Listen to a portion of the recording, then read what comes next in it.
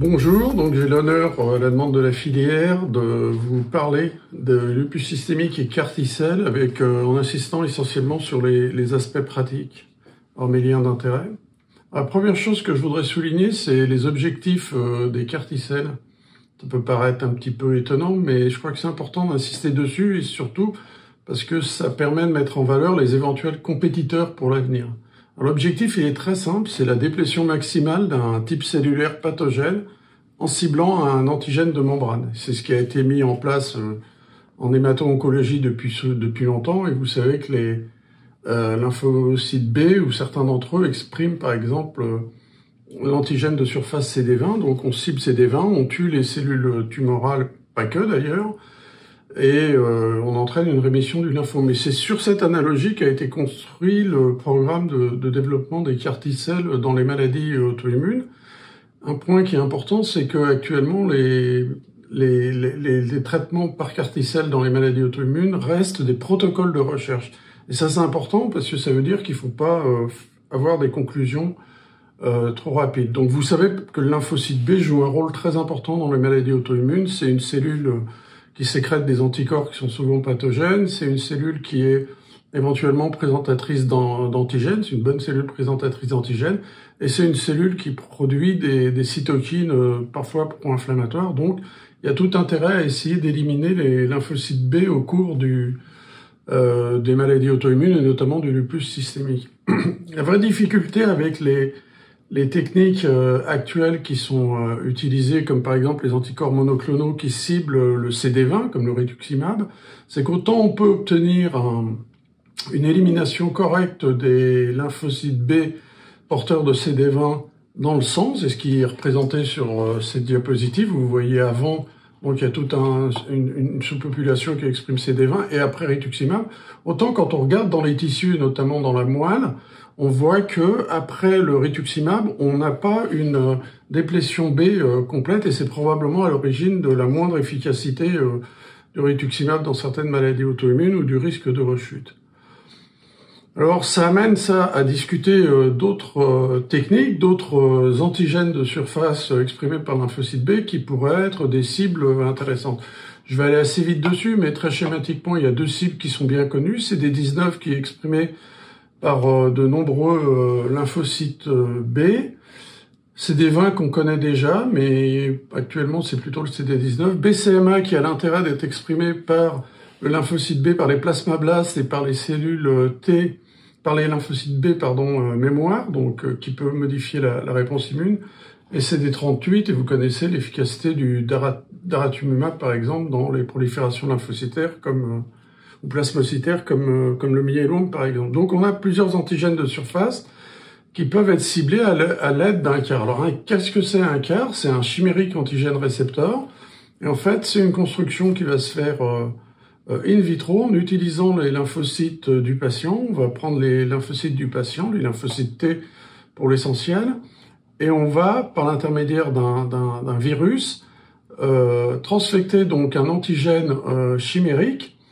Et cet antigène chimérique, il va être composé d'un domaine de reconnaissance qui va reconnaître par exemple le CD19, puis ensuite un domaine de costimulation, ce qui permettra aux lymphocytes cytotoxiques d'être stimulés directement, et on a souvent le CD3 en plus qui permet d'activer le lymphocyte T avec un domaine de signalisation. Donc quand on transfecte les lymphocytes T du patient avec cet antigène chimérique, on va induire une activation des lymphocytes T cytotoxiques. On utilise la propre immunité du patient, et cette immunité cytotoxique, elle va être dirigée contre l'antigène qu'on aura ciblé avec le récepteur CAR. C'est ce que vous voyez sur cette diapositive. On a une transfection souvent par un virus, un antivirus. Souvent, on exprime donc le récepteur CAR. Le récepteur CAR cible l'antigène de surface exprimé par une cellule B en l'occurrence, et on a la mort des cellules B qu'on ciblait. Alors, actuellement, les CAR-T-cells sont utilisés dans les maladies auto-immunes. C'est quelque chose qui s'est développé après et par copie de ce qui est fait dans les maladies hémato-oncologiques. Et ce que vous pouvez voir, c'est que c'est vraiment pas un parcours du combattant, mais c'est quelque chose qui est long. C'est un process qui est long et je crois qu'il y a plusieurs étapes qu'il est important de détailler. La première chose, c'est qu'il va falloir récupérer les cellules du patient. Les cellules du patient vont être récupérées par le caférèse. Donc il faut la participation des hématologues à ce process. Et c'est vrai que les carticelles dans les maladies auto-immunes, c'est quelque chose qui doit être fait par une association interniste et hématologue, parce qu'ils ont une très bonne habitude de la prise en charge des carticelles et ils ont beaucoup à nous apprendre. Donc on va récupérer les cellules du patient, on va les conserver, les transférer, parce que souvent les centres ne sont pas en France. On va reprogrammer les cellules en injectant le vecteur viral. On fait des contrôles de qualité, on fait une expansion parce qu'il faut un certain nombre de carticelles pour que ce soit efficace. On va faire une chimiothérapie lymphodéplétée, je vous en dirai un mot après, qui a un rôle important. Puis ensuite, on perfuse les carticelles et enfin, on surveille les patients. Donc, c'est quelque chose qui nécessite l'implication et la coordination de nombreuses équipes. Donc, on ne fait pas ça dans son coin. Il faut avoir des médecins qui ont l'habitude des carticelles et des médecins qui ont l'habitude du lupus pour se lancer. Alors, on va reprendre chacune des étapes rapidement. Donc, la première chose, c'est l'indication. L'indication actuellement, c'est des maladies auto-immunes, des lupus qui sont des lupus réfractaires. Alors, ça peut paraître anodin, mais c'est difficile de dire ce que c'est qu'une maladie auto-immune, en particulier le lupus réfractaire. Pourquoi on fait comme ça? On fait ça parce que c'est par analogie avec l'hémato-oncologie. Les carticelles sont données en hémato-oncologie chez des patients qui ont rechuté malgré des chimiothérapies bien conduites, et on est dans une situation dite de maladie réfractaire. Et ça, c'est une différence avec les maladies auto-immunes, parce que en hématologie, si on traite pas la maladie réfractaire, l'évolution, elle se fait inexorablement vers le décès. On n'est pas dans la même situation dans les maladies auto-immunes, parce que on ne sait pas bien définir ce que c'est qu'une maladie auto-immune ou un lupus réfractaire. Ça, c'est la première chose, hein, ça peut varier d'une équipe à l'autre. Et puis surtout, il faut tenir compte du fait qu'on a une évolution rapide parallèle d'autres capacités, d'autres techniques, d'autres méthodologies qui permettent de dépléter les lymphocytes B. Et donc, il va probablement falloir comparer les carticelles par exemple aux anticorps bispécifiques. Et donc, ça c'est important parce que contrairement à ce qui est fait en hémato-oncologie, il va probablement falloir avoir des groupes contrôle dans les essais. Alors, il faut faire un bilan préthérapeutique avant de savoir que la maladie elle est réfractaire. C'est toujours par analogie avec l'hémato-oncologie. Ça dépend bien sûr du type de maladie auto-immune. Et ce bilan préthérapeutique, il va tenir compte de la toxicité connue des carticelles, mais connue en hémato-oncologie. Et ça, c'est important parce que en hémato-oncologie, on a une masse tumorale qui est importante. Donc on peut avoir des complications qui surviennent rapidement ou qui vont survenir simplement, alors que dans les maladies auto-immunes, on va cibler l'ensemble des lymphocytes B qui expriment l'antigène de surface, et il peut y avoir un délai avant que les complications surviennent, et ça souligne l'importance d'attendre d'avoir des résultats solides avant de conclure définitivement. Bon, je vais aller assez vite dessus, mais schématiquement, il faut faire une échographie cardiaque, il faut faire une IRM cérébrale, parce qu'une des complications des carticelles en hémato-oncologie, c'est la neurotoxicité, ce qu'on appelle les ICANS. Et cette toxicité, elle va devoir être évaluée correctement par un neurologue, d'ailleurs, qui doit participer à l'étude la plupart du temps. Et il faut avoir une IRM cérébrale de contrôle. Il faut faire une consultation avant de faire la lecaphérèse. Il faut aussi que l'hématologue voie le patient avant de décider si le malade peut être traité par les carticelles. Puis enfin, c'est le spécialiste de la maladie auto-immune, en l'occurrence le lupus, qui va discuter l'indication, qui va poser l'indication de maladie dite réfractaire, et qui va devoir arrêter certains traitements avant la lecaphérèse. Alors pourquoi est-ce qu'il faut arrêter ces traitements avant la lecaphérèse? Parce que quand on injecte les carticelles chez le patient, si on veut que ces carticelles restent viables assez longtemps et prolifèrent, s'expandent, il faut que le système lymphocytaire du patient soit mis autant que possible à zéro pour éviter de réagir contre le côté chimérique des carticelles. Et ça, je crois que c'est important. Alors, je vais pas rentrer dans le détail, mais sachez seulement qu'il y a des recommandations qui ont été faites, qui concernent quasiment tous les organes pour savoir exactement qu'est-ce qu'il faut faire avant de se lancer dans dans un process de CAR-T-cell. C'est pareil pour les wash-out, les médicaments qu'on va devoir arrêter pour rendre le système immunitaire du patient non viable, pour l'empêcher de réagir contre les CAR-T-cells. Donc vous avez sur cette diapositive des recommandations générales, ça varie d'un protocole à l'autre, mais schématiquement, il faut avoir arrêté les immunosuppresseurs, les anticorps monoclonaux depuis suffisamment longtemps pour éviter qu'ils soient encore actifs, et puis il faut avoir baissé la corticothérapie en général en dessous de 10 mg, et c'est ce qui est le cas dans la plupart des protocoles. Alors la lecaphérèse, il faut récupérer les cellules du patient, bon, il faut quand même avoir des accès veineux fiables, et il faut avoir arrêté les médicaments. On considère globalement que il faut avoir un nombre suffisamment important de lymphocytes TCD3, donc autour de 200 par microlitre, pour avoir une poche de lecaphérèse viable et qui va s'expandre correctement, et puis surtout qui va pouvoir intégrer le virus porteur du CAR-T-cell. C'est un process qui est souvent un process long, qui fait intervenir actuellement beaucoup d'endroits différents, donc il va y avoir une chaîne du froid qui va être très importante. Et enfin, on peut arriver donc à avoir des CAR-T-cells en nombre suffisant. On sait qu'il y a un nombre suffisant nécessaire et suffisant pour pouvoir être efficace, qu'on va pouvoir administrer en patient. Alors ça souligne quoi? Ça souligne qu'avec les CAR-T-cells autologues, c'est-à-dire ceux qui viennent du patient et qui justifient une lecaphérèse, il va y avoir une durée difficile à réduire qui va être d'environ 4 semaines. Et ça, c'est important parce qu'on se retrouve dans le lupus dans une situation un petit peu paradoxale, c'est qu'on met des malades réfractaires dans les protocoles qu'on va traiter avec CAR-T-cell, mais en même temps, vous avez dû arrêter les traitements.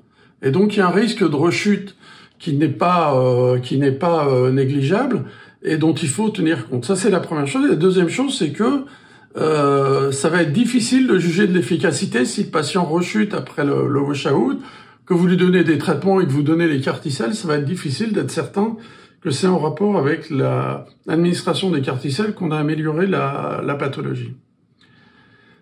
La lymphodéplétion, la lymphodéplétion actuellement dans tous les protocoles, c'est l'utilisation, on utilise la fludarabine et du cyclophosphamide, schématiquement à des doses qui sont à peu près équivalentes. J'insiste sur ce que je vous ai dit tout à l'heure, la lymphodéplétion, elle permet aussi de mettre à zéro le système immunitaire et elle évite au CAR-T-cell d'avoir à être en compétition avec le propre système immunitaire du patient pour persister d'une part, et d'autre part pour avoir des cytokines qui leur permettent de s'expandre in vivo.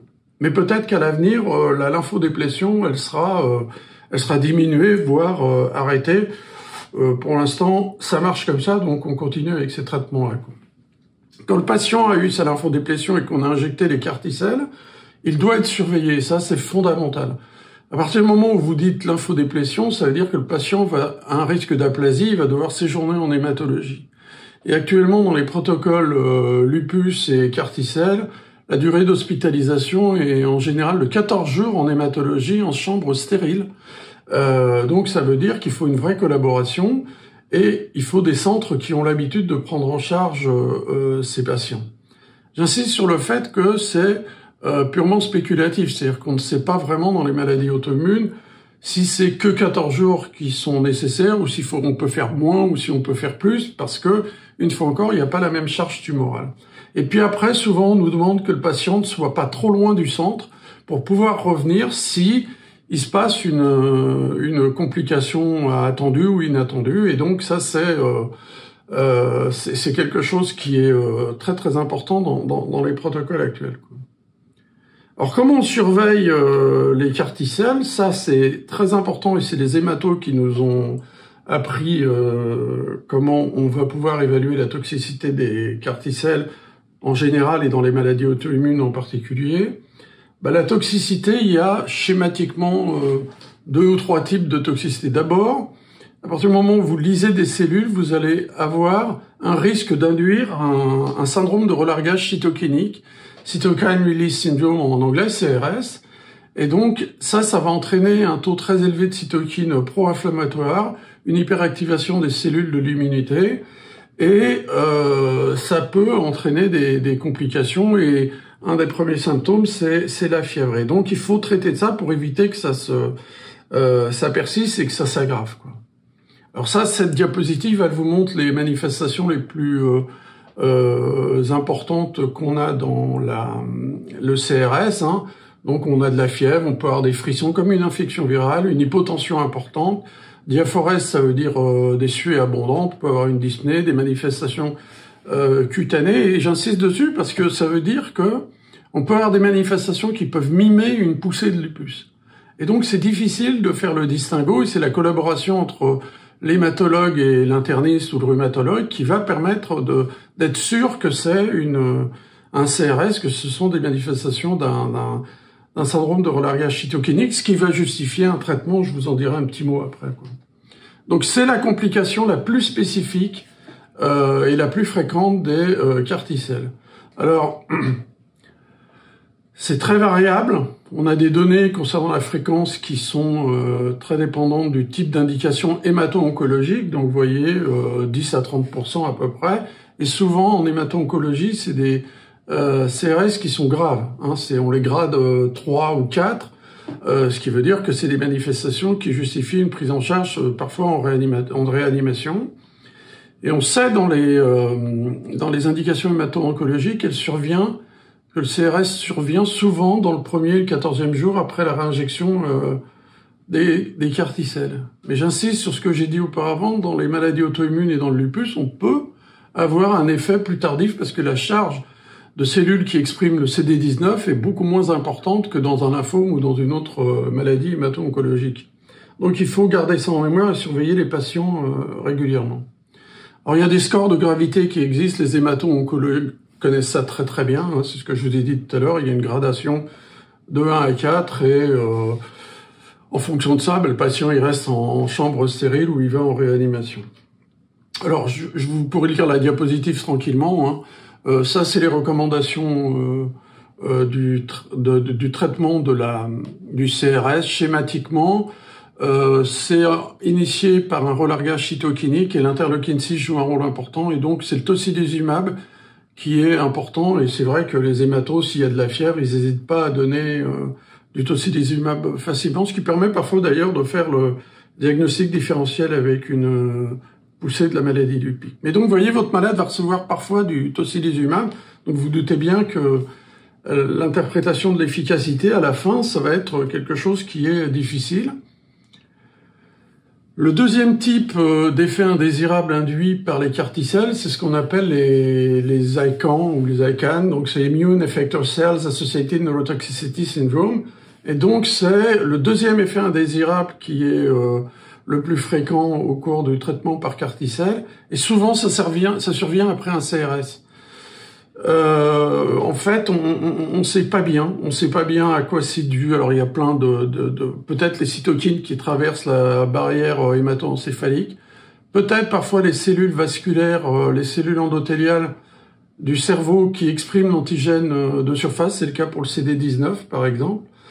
Et en gros, on va avoir donc l'apparition de ces manifestations neurologiques qui sont un peu particulières, c'est un peu une encéphalopathie. Et ça débute en hémato, souvent dans les 5 jours qui suivent l'injection des carticelles, et après, la plupart du temps, un CRS. Donc là, cette diapositive, elle vous montre les manifestations essentielles possibles du carticelle. Ça explique pourquoi un neurologue doit avoir vu le patient au début, puis venir voir le patient pendant le traitement par carticelle. Et ça explique aussi pourquoi il faut faire une IRM cérébrale, parce qu'on peut aussi avoir des manifestations, vous le savez, de type d'encéphalite au cours du lupus. Donc là aussi, faire le diagnostic différentiel, c'est pas simple.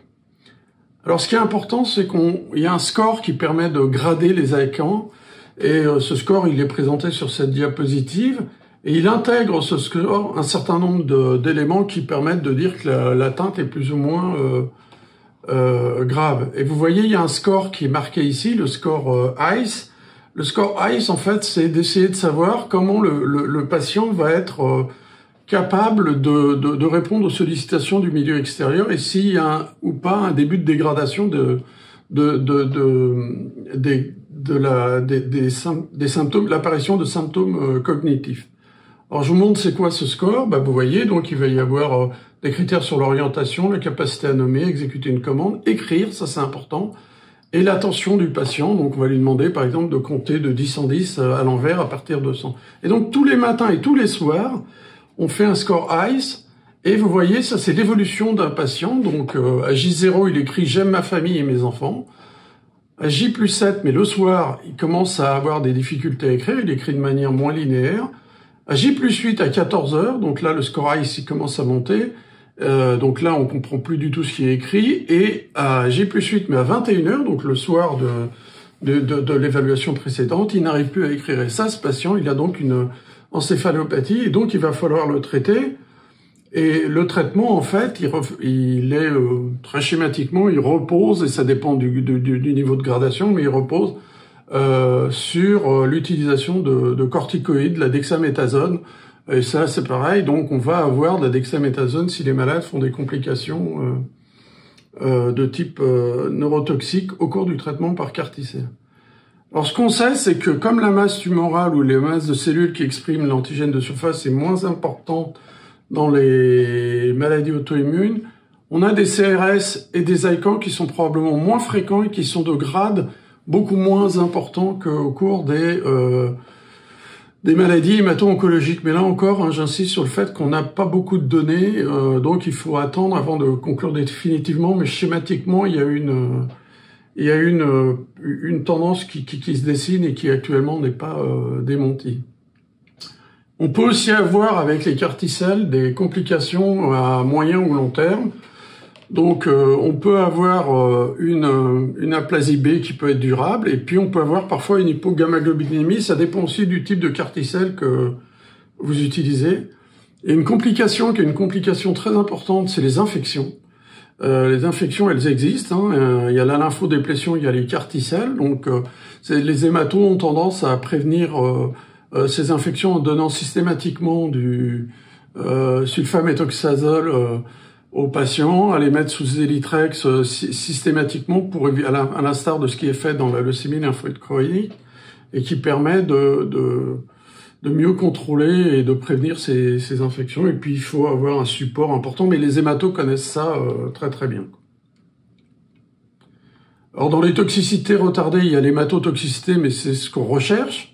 Donc il y a une neutropénie, une anémie, il peut y avoir une thrombopénie, mais une fois encore, c'est ce qu'on recherche. Elles sont rarement très gênantes, mais elles peuvent être parfois très durables. Donc j'ai déjà dit un mot des hypogammaglobulinémies, de la lymphopénie CD4. Donc tout ça, ça doit être monitoré. Et puis il y a parfois des toxicités particulières qu'on n'explique pas très bien, mais vous voyez dans cette publication, l'utilisation d'un CAR dirigé contre BCMA a été associée avec de la maladie Parkinson. Bon, l'explication, elle n'est pas très claire pour l'instant, mais ça veut dire encore une fois qu'il faut surveiller de manière très précise les patients qui sont inclus dans nos protocoles, quoi. Et puis enfin, il y a une complication qui a été signalée l'année dernière. Il y a un risque de lymphome T, qui est un risque très très faible, hein, de lymphome T. On ne sait pas bien si c'est le CAR T-cell qui est responsable du lymphome, on pense plutôt que non, et qui va se mettre à proliférer, ou si c'est simplement le fait d'utiliser les CAR T-cells, la chimiothérapie, qui favorise l'émergence de ces lymphomes T après l'utilisation des CAR T-cells. Nos collègues d'hémato en France sont très bien organisés, ils ont un gros registre avec l'ensemble des perfusions de CAR T-cells, et ce qu'ils ont publié dans Nature Medicine en 2024, vous voyez, c'est ce qui s'appelle le réseau Descartes T.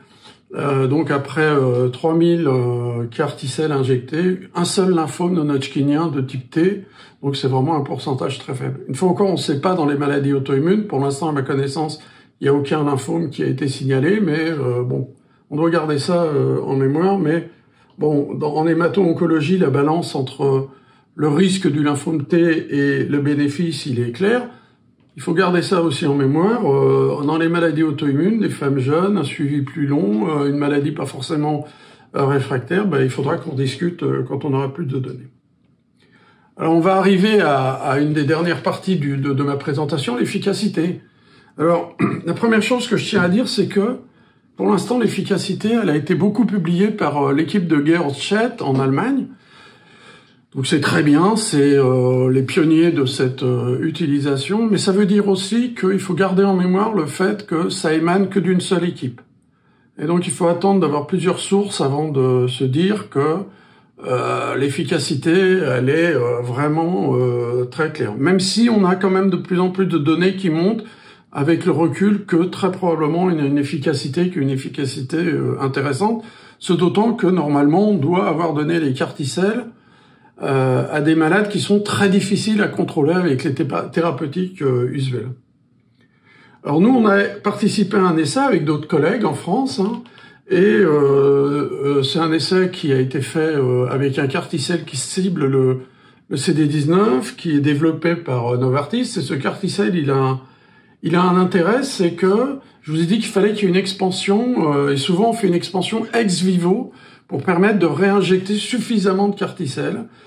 En fait, ce carticelle, il est particulier et on n'a pas besoin de la phase d'expansion ex vivo et ça permet d'injecter des doses beaucoup moins importantes de carticelle, ce qui permet peut-être de diminuer le risque de CRS ou le risque d'ICANS avec ces carticelles.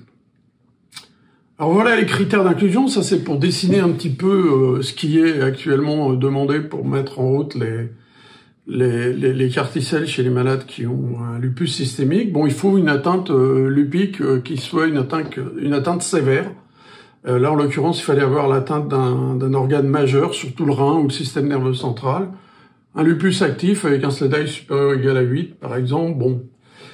C'est important ça parce que moi je suis toujours surpris par le fait dans certaines publications qu'on a des patients qui ont par exemple une pleurésie, une péricardite et une atteinte cutanée qui sont inclus. Moi ça me paraît excessif actuellement de faire courir un risque avec un séjour en hémato de 15 jours à des malades qui finalement n'ont pas d'atteinte sévérissime ou qu'on peut contrôler. On peut toujours les contrôler avec des doses fortes de corticoïdes même si ça donne des effets indésirables. Donc ça, je pense que pour l'avenir, ce sera important pour le positionnement des carticelles dans le lupus. Donc dans cet essai, il fallait avoir un lupus entre guillemets réfractaire. Il fallait arrêter tous les immunosuppresseurs, les biothérapies également, avec une durée suffisamment importante pour que l'ensemble ait été éliminé. Et puis il fallait avoir ramené la dose de corticoïdes en dessous de 10 mg. Donc là aussi, les deux premières cases, elles sont un peu contradictoires, mais je vous l'ai dit tout à l'heure. C'est comme ça dans les protocoles, mais ça justifie de surveiller le malade de près, mais attention au risque de rechute. Donc on faisait la lecaphérèse. Ensuite, si la lecaphérèse avait été suffisamment importante, on prévenait le malade qui venait en hématologie, rentre en hématologie, et là, il bénéficie de la lymphodéplétion, en l'occurrence avec de la fludarabine et du cyclophosphamide, et il est surveillé de manière très précise, et on injecte les carticelles, et en fait, ensuite, le patient, il est suivi à la fois par les hématos et également par les internistes ou les spécialistes de la maladie auto-immune, en l'occurrence le lupus. Donc ça, c'est un essai de phase 1-2 qui a déjà été présenté, donc c'est pour ça que je me permets de vous donner les datas, mais donc avec des données qui sont limitées actuellement, qui sont disponibles, mais les résultats d'efficacité mis à jour seront présentés à l'EULAR prochainement. Donc c'était des patients, vous voyez, qui avaient un SLEDAI entre 12 et 24, donc des malades qui étaient bien malades. La plupart d'entre elles étaient donc des femmes, avec un âge de 37 ans, donc plus jeunes souvent qu'en hémato-oncologie. Alors c'était un essai de phase 1-2, donc quelle a été la toxicité? Ça c'est la première chose. Donc vous voyez qu'il y a eu 54% des patients qui ont eu un CRS, donc c'est un chiffre qui est pas négligeable. Mais ce qui est important, c'est que ces CRS, c'est ce que vous voyez en gris, c'était que des CRS de grade 1-2, donc ça justifie pas de transférer le malade en réanimation, c'est bien toléré, nous on en a observé chez nos patientes, et en gros avec le tocilizumab, ça rentre dans l'ordre très facilement. Et il y a eu un cas, donc 10% à peu près d'ICANS, et puis il y a eu l'hémato, la lymphodéplétion a été efficace, mais c'est aussi un effet indésirable, mais c'est finalement ce qu'on recherche, donc c'est pas trop surprenant. Alors le CRS, donc dans tous les cas, il a évolué favorablement avec le tocilizumab, et l'ICANS qui s'est manifesté, c'était un seul cas, et là aussi, donc c'était une ataxie transitoire, donc possiblement une atteinte cérébelleuse avec une évolution favorable avec la dexaméthasone. Et puis les infections, elles sont toujours présentes quand même. Il faut faire attention, lymphodéplétion plus injection de carticelle, il y a un risque infectieux, et donc malgré la prévention, il y a toujours un risque infectieux. Et je vous rappelle que l'infection, c'est un bon trigger des poussées de la maladie lupique. Alors ce qui est intéressant, c'est qu'on a une expansion des carticelles qui est importante, qui survient relativement précocement, hein, donc en moyenne à 12-13 jours à peu près, donc ça c'est bien. Et cette expansion de carticelles, en fait, elle s'accompagne d'une lymphopénie CD19 qui est bien. La lymphopénie CD19, elle est quasi complète, et puis vous voyez que les lymphocytes B CD19, ils réapparaissent. Et ça, c'est quelque chose qui est connu maintenant avec les carticelles, c'est classique. Les carticelles disparaissent, hein, c'est ce que je vous ai montré sur la diapositive précédente. Au bout d'un certain temps, ils disparaissent de la circulation. Alors, ils disparaissent parce que le système immunitaire se reconstitue. Ils disparaissent aussi parce qu'il y a le carticelle, c'est un antigène chimérique, donc il peut y avoir une réaction immunitaire, pas auto-immune, dirigée contre le carticelle qui favorise l'élimination des carticelles. Donc on a une réémergence des lymphocytes B CD19. Je vous dirai un mot d'ailleurs sur ces lymphocytes B à la fin, parce que c'est très important de savoir qu'en réalité, c'est pas les lymphocytes B qu'on avait avant la mise en route du traitement. Alors des données préliminaires d'efficacité, mais qui vont exactement dans le sens de ce qui est publié par d'autres, même si le délai d'efficacité est moins rapide que ce qui a été publié par l'équipe allemande notamment. Là aussi, hein, prudence, il faut attendre d'avoir les résultats définitifs. Alors c'est une étude en ouvert, donc on aura les résultats définitifs progressivement. Ce qui est intéressant, c'est que vous voyez le score SLEDAI qui était élevé initialement, il s'affaisse progressivement, hein, et on peut extrapoler qu'il va revenir quasiment à la normale, mais vous voyez avec un délai, c'est moins rapide que ce qu'on a chez les patients traités en Allemagne. L'échelle visuelle analogique par le clinicien en charge de l'essai, elle va dans le même sens, mais c'est un essai en ouvert, donc vous doutez bien que le médecin, il va pas dire que ça marche pas, alors que on lui explique que le SLEDAI est efficace, quoi. Les anticorps anti-ADN, ils diminuent de manière drastique, ça s'est retrouvé tout le temps, hein. Quand ils sont positifs, ils diminuent, et le C3, quand il est consommé, il remonte. Ça, c'est vraiment une constante de ce qu'on observe dans la littérature actuellement, quoi. Dans la littérature, il y a actuellement une 50aine de patients qui ont été publiés avec des données qui sont des données disparates. La plupart du temps, l'indication, c'est le lupus rénal entre guillemets réfractaire. Ça aussi, c'est difficile à définir. Il y a eu des cas aussi d'atteintes neurologiques qui ont été publiés. On a une bonne efficacité dans ce qui est publié dans la littérature. On a rarement des échecs. Et on a une diminution qui est une diminution très intéressante de la protéinurie et qui permettent de penser que les carticelles sont efficaces, même si la protéinurie, elle disparaît pas complètement. Alors ça dépend des publications. Et c'est normal qu'elles disparaissent pas, parce qu'il n'y a aucune raison que les carticelles soient efficaces sur les lésions chroniques, hein.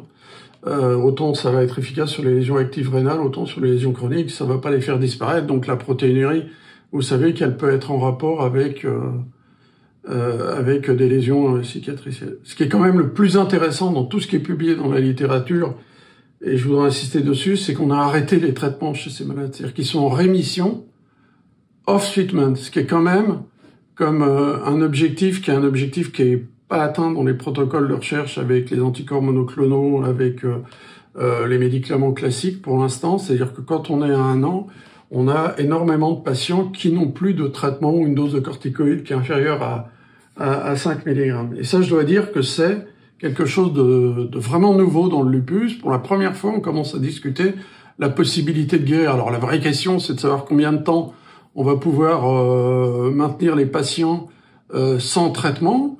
Mais finalement, vous allez voir que c'est pas du tout certain qu'il y ait une rechute, même si les lymphocytes B CD19 ils remontent. Et c'est ce qui est représenté sur cette diapositive, hein.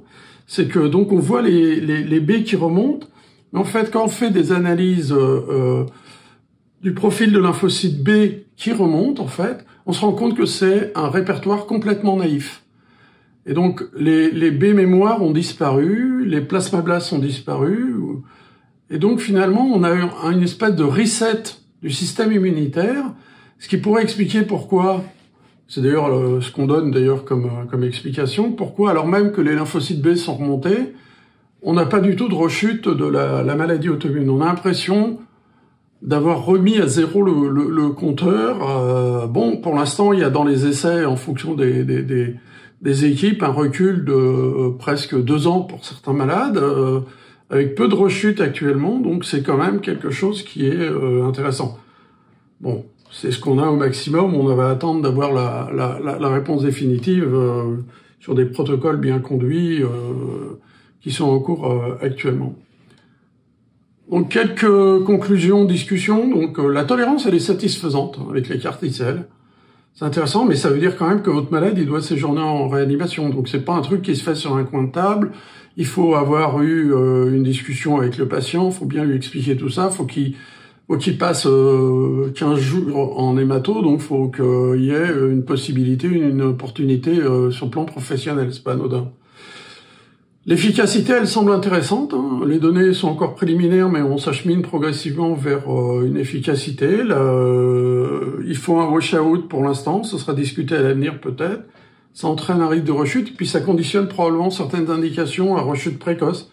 Si vous avez un malade qui a une poussée, je sais pas, neurologique par exemple, et que vous devez faire le wash-out, bah, vous l'exposez à un risque, donc les indications, elles doivent être pesées soigneusement par l'upologue. C'est un process lourd, mais ça je viens d'en parler, enfin lourd. Si les gens sont tranquilles pendant 2 ans après, bah, c'est pas si lourd que ça, hein. Je crois que la vraie discussion actuellement, c'est la définition de réfractaire, mais en fait, c'est pas un vrai problème. C'est-à-dire que on peut avoir dans les protocoles des gens qui sont des pseudo-réfractaires, c'est-à-dire des gens qui ont un lupus très actif parce que finalement, ils prennent pas très bien leur traitement. Normalement, il faut avoir vérifié ça avant de les inclure dans le protocole, mais vous savez que c'est très difficile de savoir quelle est l'adhérence réelle du patient à son traitement. Et en fait, ça souligne à quel point il faut avoir un bras contrôle. Parce que si vous avez un bras contrôle, vous allez distribuer de manière équivalente les malades qui sont non observants, mal observants dans les 2 bras, et donc vous pourrez avoir une comparaison. La vraie définition actuellement, la vraie difficulté, c'est la définition du bras contrôle. Je pense qu'il faut pas choisir le mot réfractaire pour les protocoles. Il faut avoir des malades qui sont sévères avec un organe majeur qui est touché malgré un traitement bien conduit. Et il faut les comparer à ce qui est recommandé chez ces malades, finalement. Donc, c'est le stade avant ce qu'on appelle réfractaire. Et dans ces cas-là, vous allez pouvoir distribuer les patients dans les 2 bras. C'est d'ailleurs un protocole qui est actuellement en cours dans le lupus rénal. Donc, on vit quand même quelque chose qui est, à mon avis, une révolution, si ça se confirme. Il faut faire attention, il faut jamais se presser en médecine. Cette diapositive, elle vous montre un petit peu tout ce qui est l'évolution du patient, l'évolution des cellules, hein, et donc l'activité de la maladie. Donc, et j'insiste, hein, c'est ce qui est souligné en rouge. Hein, donc, on est actuellement dans une situation, pour la première fois, on observe une rémission maintenue sans traitement. Donc, c'est vraiment, on a franchi un pas sous réserve de confirmation. Je suis toujours prudent, mais on a franchi un pas dans la prise en charge des lupus, si c'est confirmé, et bah on va voir un petit peu comment les choses se dessinent, mais sachez qu'il y a un engouement très très important pour les CAR T-cells dans plusieurs maladies auto-immunes. Là, je vous ai parlé du lupus, et aussi dans la myosite, la sclérodermie, la myasthénie, la sclérose en plaques, etc. Donc j'espère que nous on est un peu vieux, mais que les plus jeunes pourront vivre cette révolution prochainement. Voilà, je vous remercie pour votre attention.